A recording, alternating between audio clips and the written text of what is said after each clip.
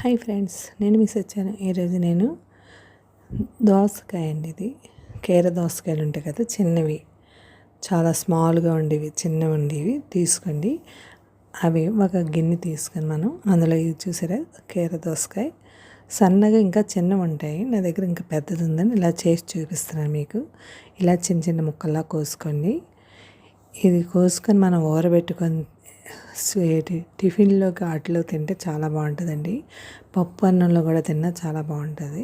మీరు ఇలా చిన్న ముక్కల్లా కోసుకొని మనం దాంట్లోకి వెల్లుల్లిపాయలు చెదగొట్టి వేయాలండి. ముందుగా మిరపకాయలు,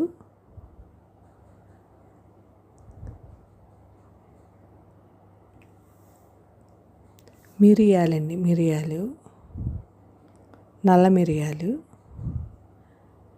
దీనివల్ల మనకి ఘాటు వస్తుంది అనమాట. నాని కొద్ది ఘాటు వస్తుంది. అంటే మనం బూరిన వెంటనే తినవచ్చండి. దోసకాయ బాగుంటుంది, చాలా బాగుంటుంది. ఇందులోకి వెల్లుల్లిపాయలు 3 పాయలు, వెల్లుల్లి రెబ్బలు చెదగొట్టి వేసుకోండి. అందులోనే దాంట్లోకి వెనిగర్ అండి, 1 స్పూను వెనిగర్ వేసుకోండి.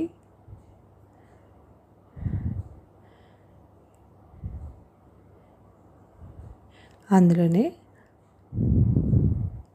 కొద్దిగా ఇంగువ కూడా వేసుకోండి. 1/2 స్పూన్ ఉండేలాగా ఇంగువ వేసుకోండి. పసుపు,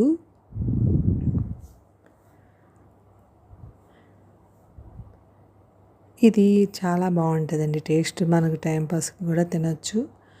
అందులో టేస్ట్కి తగ్గ ఉప్పు వేసుకొని బాగా కలిపేసుకోండి. మీదకి కిందకి బాగా కలిపేసుకోవాలి. కలుపుకొని నీళ్ళు ములిగి వరకు వేసుకోండి.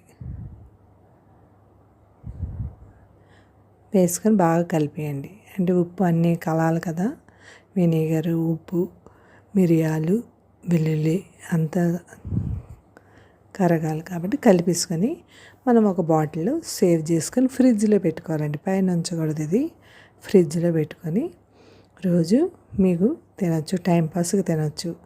చాలా మంచిది కూడా, కీర మంచిది కదండి. దోసకాయ తింటే చాలా మంచిదే కదా. ఇలా ట్రై చేయండి మీరు. మనం దోశల్లో తినచ్చు, చపాతీ, రోటీలు, ఒక రాత్రులు డిన్నర్ తింటాం కదండి, రోటీ అయ్యి చపాతీలు ఏ ఒకటి ఎందులోకైనా తినచ్చండి. అంతేనండి. Thank you.